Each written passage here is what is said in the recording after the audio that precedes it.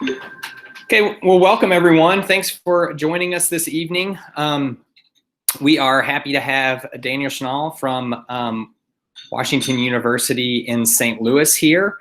He works in the admissions office there, and he's going to be presenting on the admissions process and the evaluation process for selective universities. So really kind of how universities that do a holistic review of student applicants, how they evaluate students.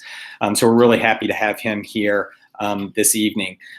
Just a few things. I know everybody's been doing this for like a year now, so they kind of know the rules, but if you'll make sure that your mic is muted, when Daniel begins presenting, he won't be able to actually see everybody. So if you have a question, if you just want to write it in the chat feature, I'll kind of moderate that. And when we get to some stopping points, I will ask those questions, and we'll try to leave some questions towards the end. We will wrap up before 7:10 because we do have another speaker who will be presenting on financial aid starting at 7:15. Hopefully everyone can stick around for that. So without further ado, I'm going to turn it over to Daniel.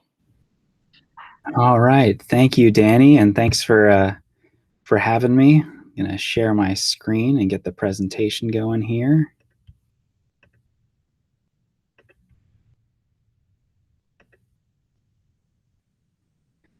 All right, so as Danny said, my name is Daniel Schnall, and I'm actually your admissions officer for Washington University in St. Louis. And I've been working at WashU for about 4 years now, and before that I was in medical school admissions.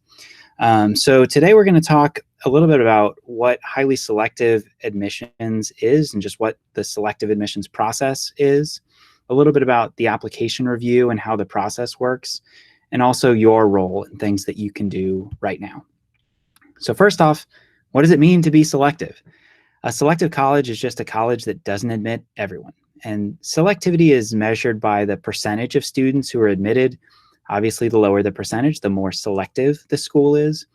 But many colleges are selective to some degree. It's just that on top of that, there's a small group of schools that admit less than a third of its applicants, and those are referred to often as these highly selective schools. Ultimately, it really says more about the applications themselves and the applicant pools, the overwhelming number of people that they see for an incoming class that's just a firm number. So there are a number of commonalities within the application process for selective universities, and I would first caution, visit school websites, get information directly from them about the specifics on their policies, their preferences, if they have any. But there are different college application types. The most common one, surprise, is the common application. But there's also the coalition application, the QuestBridge application for the QuestBridge College Match, and there are also institution-specific applications. There may also be state app systems that have their own applications. Most selective universities will accept a combination of these application types, and there's no difference in the way that applications are reviewed. There are also different college admissions rounds, and it's important to familiarize yourself with how these work, again, because they work differently at all institutions. Early decision is a binding agreement between a student and a college where the student agrees that they will attend that college if they are offered admission. You can only have one ED application into a college at a time, and to do so, you as a student, you as a parent, and your counselor will all have to sign all of your other applications to other schools. And some colleges now even have 2 early decision rounds, including WashU. We've gotten really creative with the naming. It's called ED1 and ED2. And it's absolutely possible for you to look at applying to one school in their ED1 round and have a backup, should you not be accepted, to apply ED2 to a different school. If you apply ED1 and you're deferred, and they're not able to offer you admission but want to revisit you in regular decision, you'll actually be released from that binding agreement in ED1, which means that you can apply ED2 to another school if you'd like to.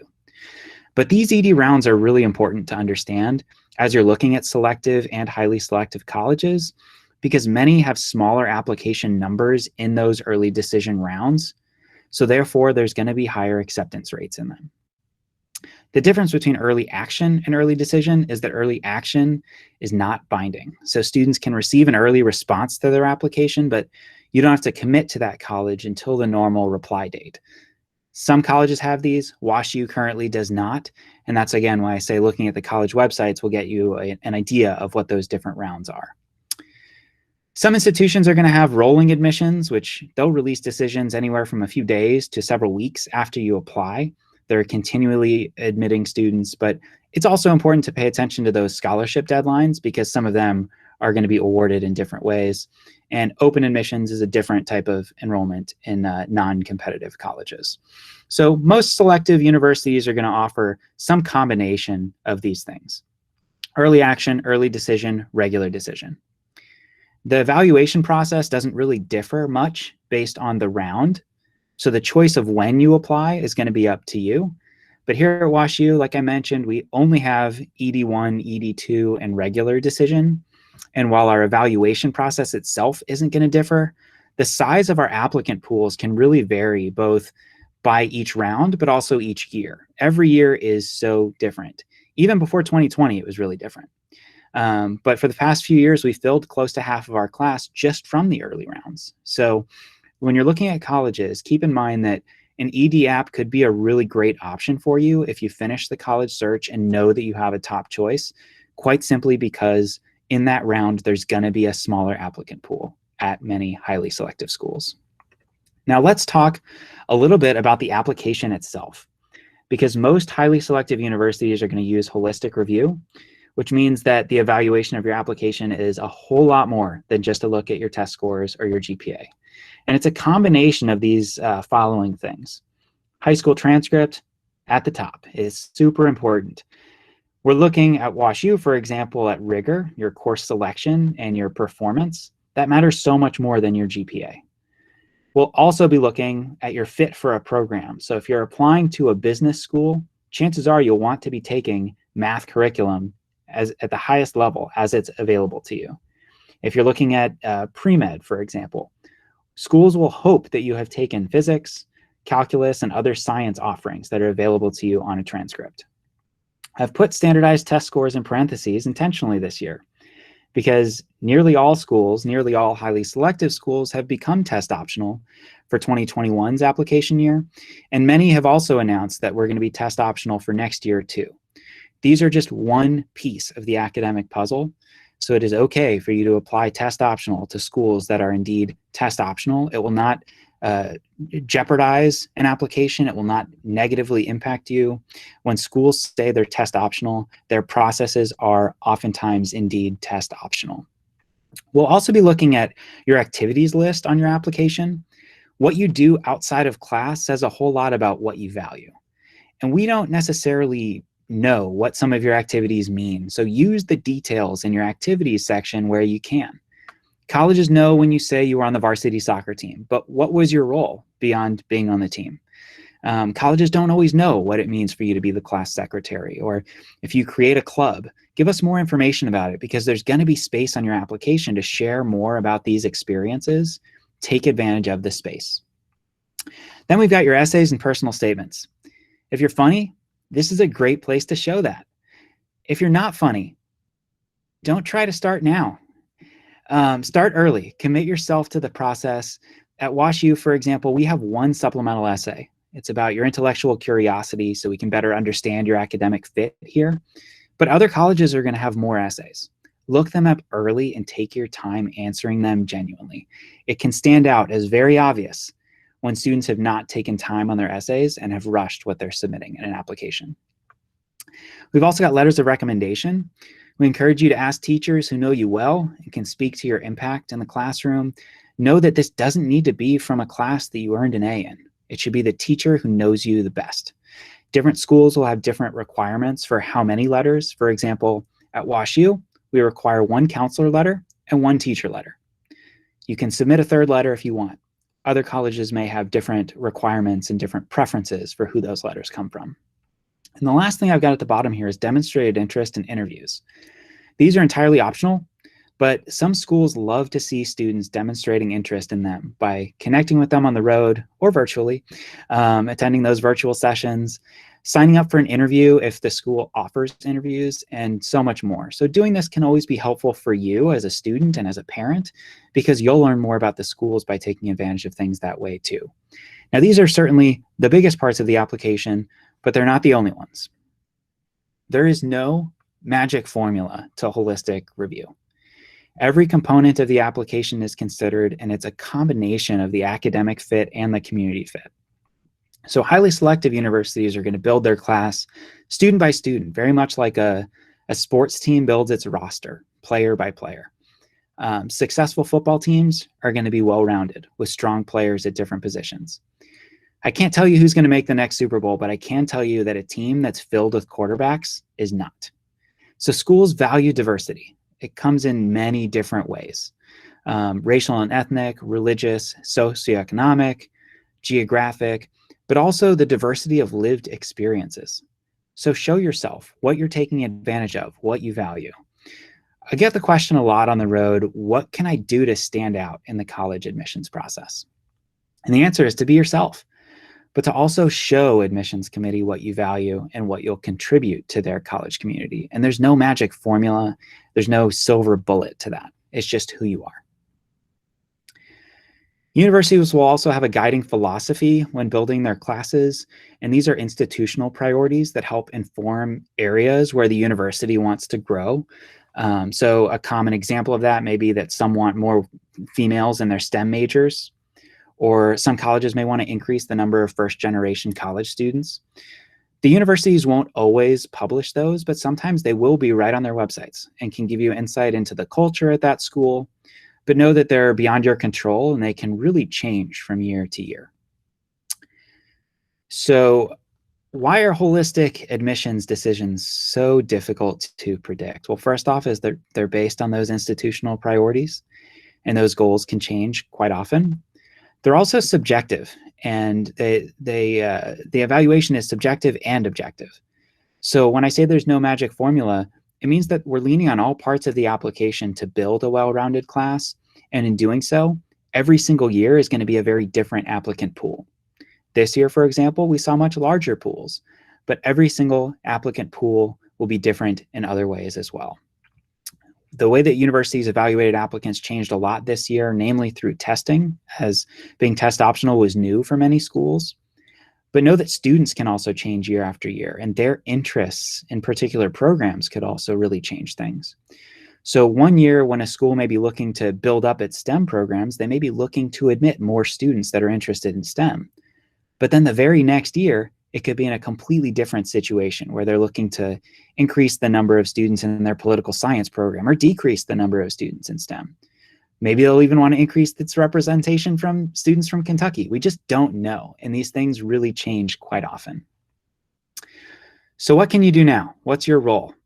And notice I say your role in the experience, not your role in the process. Processes are very results oriented, and we really think that the college search process should be an experience for everyone, not just about the results. So first off, you can take the lead in your own search and have fun.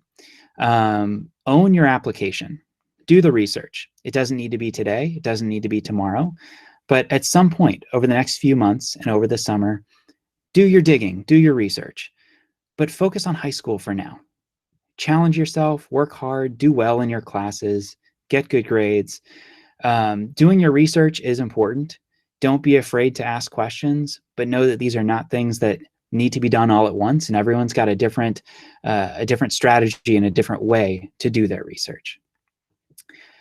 Try and demonstrate interest in the colleges that interest you. It's always a great way to learn more about them, but also for them to learn more about you. And begin thinking about fit in college. What are you looking for in a college? What type of academic opportunities are going to be important to you? And what schools can provide those academic opportunities? How easy is it going to be to change your mind if you go to a certain school and then decide that you want to change your major into something else? Where is the school? What's its location? What's the size? All of these things are things to begin thinking about so you can hone in on your search a little bit later on. Have conversations with your parents, your families. They're there to help you and there to support you. You're not doing this alone, and that's for good reason. Talk about these things because you'll never know until you have those conversations. Reviewing the materials that are required for each school is really important. Some will have different deadlines or different application fees that you'll want to be aware of. Sometimes the deadlines can be very different, not just from school to school, but within a school in terms of the application versus financial aid versus scholarships, things like that. So know what those deadlines are so you're not the student that's reaching out after the deadline to ask for that exception. Think about those potential letters of recommendation and people that can write them for you. Remember to ask those people early. Not quite right now, but give them lots of time to write your letter when the time comes. There's nothing like getting a request from a student who'd like you to write a letter of recommendation with just a week or two left. While you can certainly honor that as a teacher, chances are if you have more time, you simply will write a better letter of recommendation. So think now about who you want. When the time comes, have a conversation with that teacher. And last, we've got find out about scholarships and financial aid. If those are things that are going to impact your decision and impact your college search, look into what schools offer what scholarships and what their financial aid policies are, because they can be widely different from school to school. But most importantly, and separately from this, listen to your counselors. They're here to help you.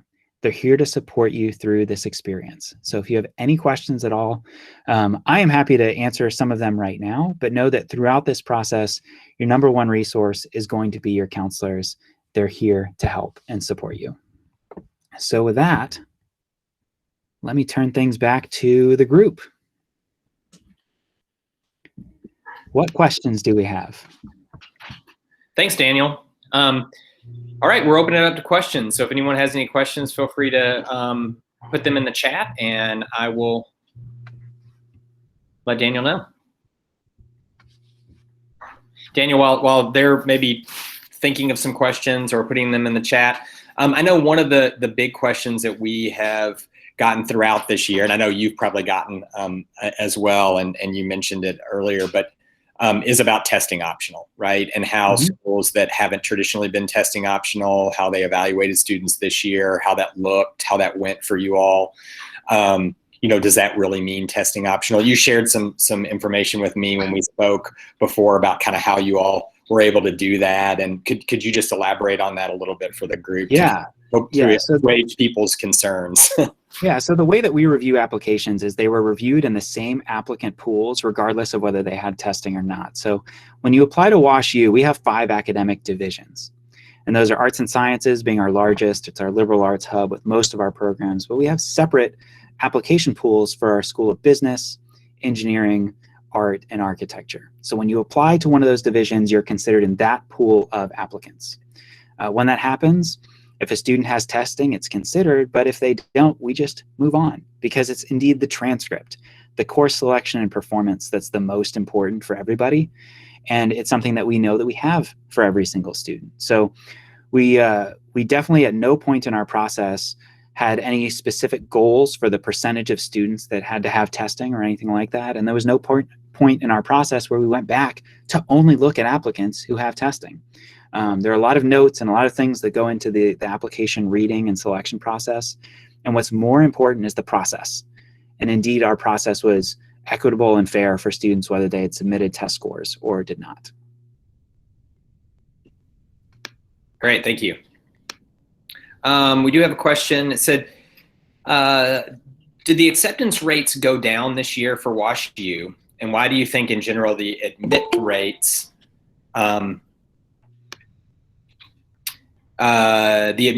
have gone down so much this year at highly selective colleges? It seems to be a trend both for ED and regular admission. Yeah, great question. I think it's more of a trend in regular admission, but it is also somewhat of a trend in ED. So first off, I don't know what our acceptance rate is because we're not necessarily done accepting our class. So we may be extending offers to students that are on our wait list. So after that comes in August, then we actually know what our acceptance rate is. That said, pretty certain it's going to be down because our applications increased 20% this year. And that's the answer to your question, is that when the selectivity depends on the applicant pools and the applicant pools are up 20, 40, 50% at some schools, then just by the sheer numbers, the acceptance rates are also down. More schools may be admitting more students in the early decision rounds, but those are pools that may have also seen increases this year, which is what can lead to that. But in particular, at a place like WashU, what we saw was our regular decision pool increased a lot. Test optional, we think, plays a big role in it, but again, we don't know. That's just my personal speculation that students that may not have been comfortable applying test optional or may not have been able to apply without testing in the past are now more comfortable applying test optional, which has caused all these dramatic increases in the number of applications that we've all received. But it's hard to know if that's going to have a lasting effect or how that may affect future years too, keeping in mind that every school has different rounds that they're considering people in. If it's only an early decision and a regular decision, you have two pools. But if you have ED1, 2, and QuestBridge and regular decision, you have more applicant pools to be selecting your students from and different processes for doing that.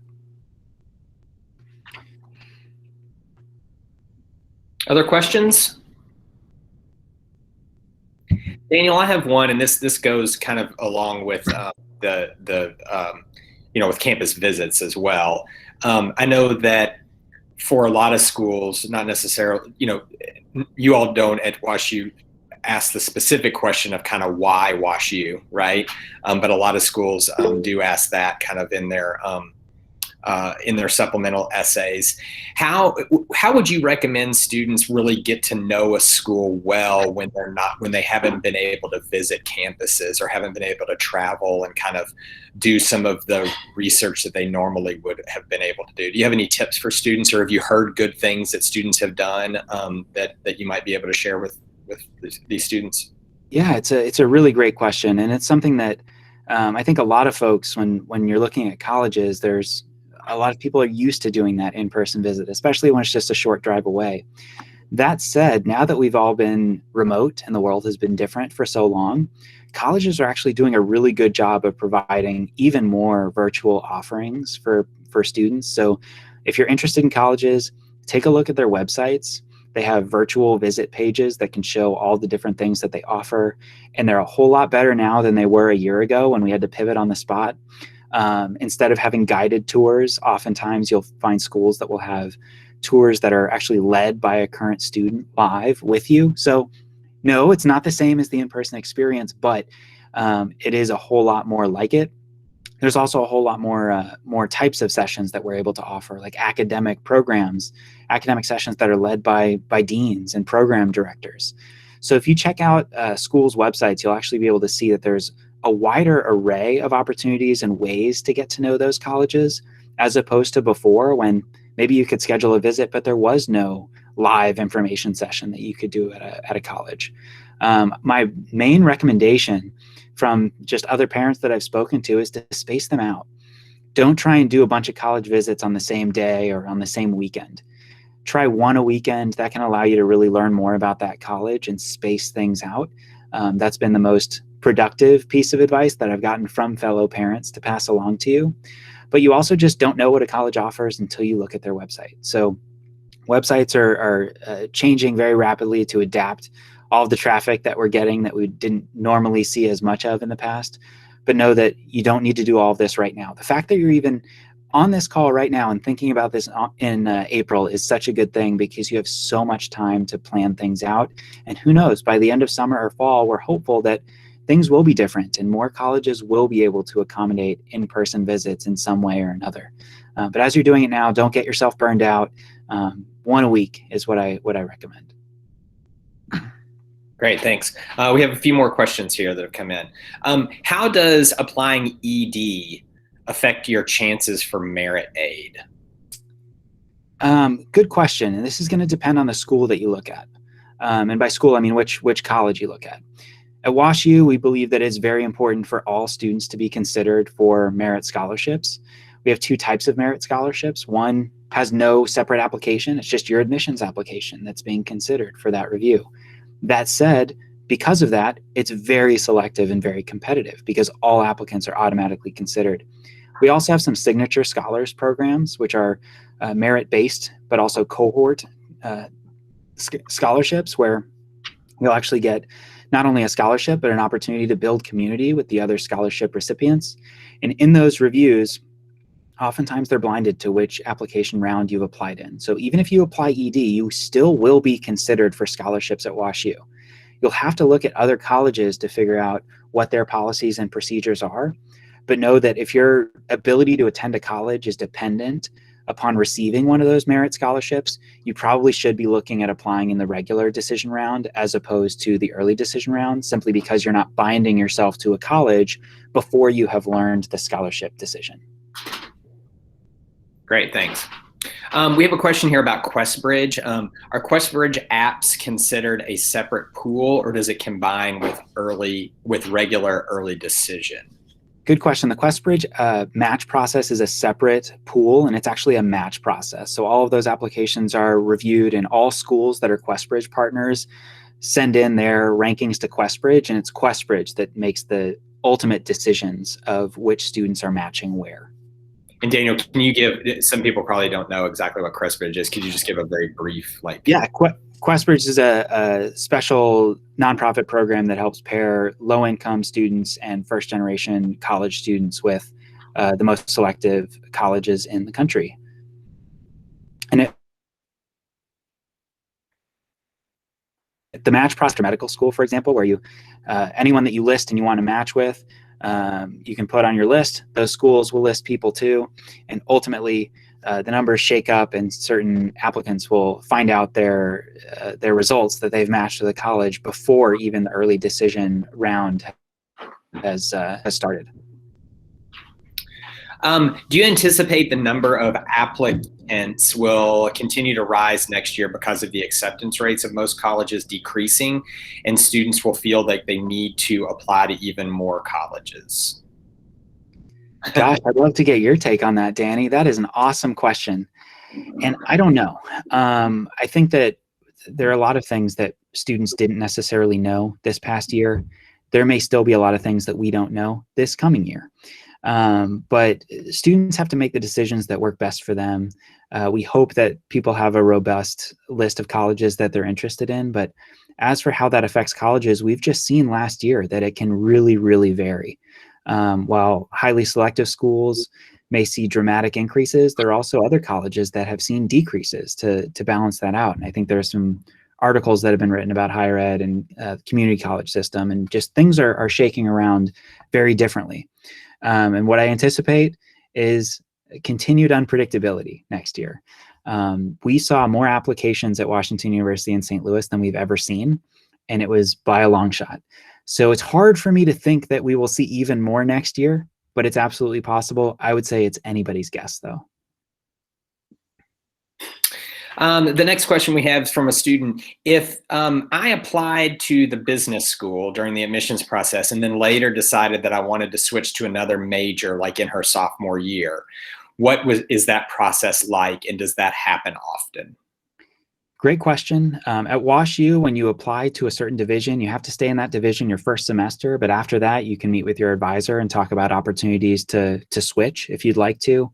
That's going to be different from school to school. This is one of the things that attracted me to WashU as a student, though, because I had no idea what I wanted to do and was constantly changing my mind. So this is a question, as you're looking at colleges, you should be looking at everywhere. How easy is it if you change your mind? The process at WashU, you meet with your advisor, you meet with a dean in the division that you'd like to switch into. We want to make sure that students are prepared to be successful there. So for example, if you're interested in switching into engineering, we want to make sure that you're familiar with the physics and calculus concepts that you'll need to know before switching into engineering. It is possible, but it is not absolutely guaranteed because it depends on a number of other factors. So my advice to you, and when you're looking at colleges, advice for a student is to apply to the school that you see yourself being the best fit for and ask those questions. Can I switch if I change my mind?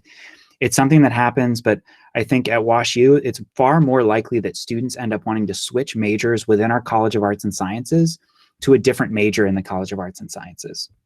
That said, it's pretty easy to switch from business into arts and sciences if that's the switch that you end up choosing to want to do. Thanks. We have two more questions. How do you compare high schools in evaluating a student's application and the strength of the student's schedule?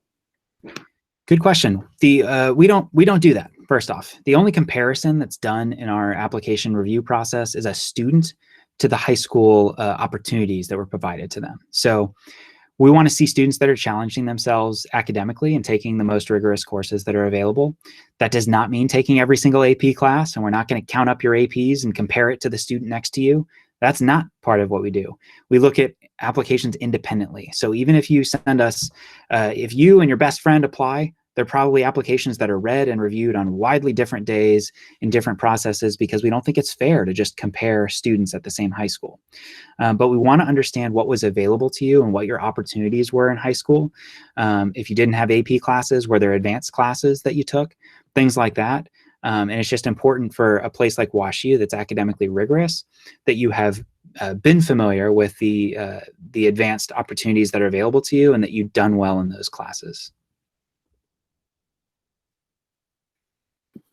Great, thanks. And the last question, if testing remains optional for next year or even into the future, but in general, do you recommend that students take both the ACT and the SAT? Great question. So first things first, I would recommend students take a practice SAT and a practice ACT before ever signing up for an official exam.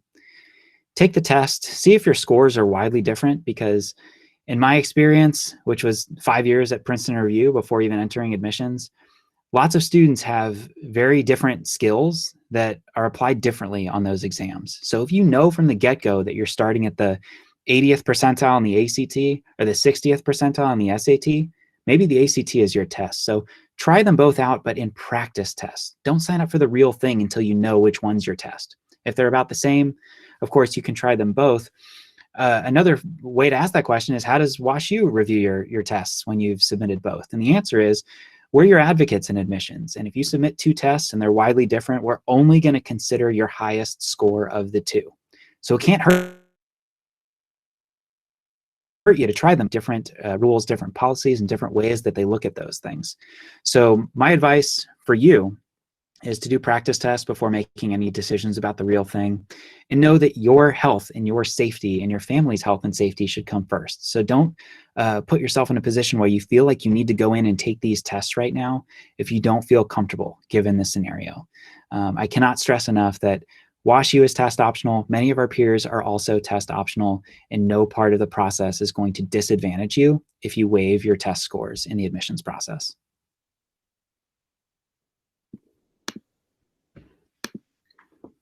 Great, thanks so much, Daniel.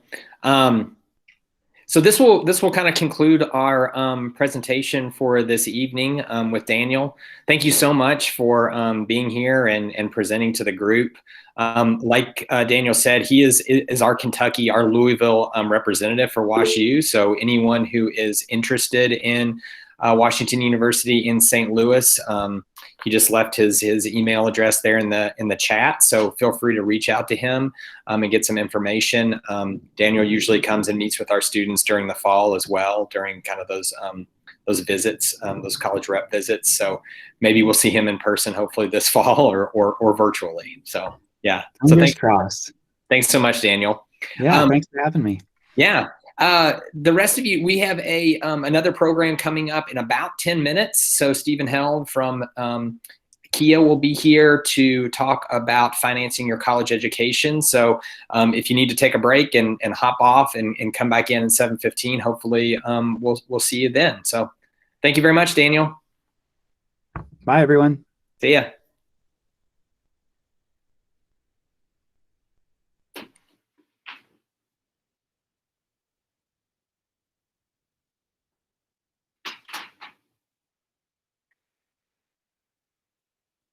Hey, Stephen. Hello, how are you? Good. How's it going? It's going good. Great. Thanks for doing this evening. Yeah, no problem. No problem. You got to learn a little bit about selective admissions there. I don't know if you want to, if you're recording this still, just in case. Yeah,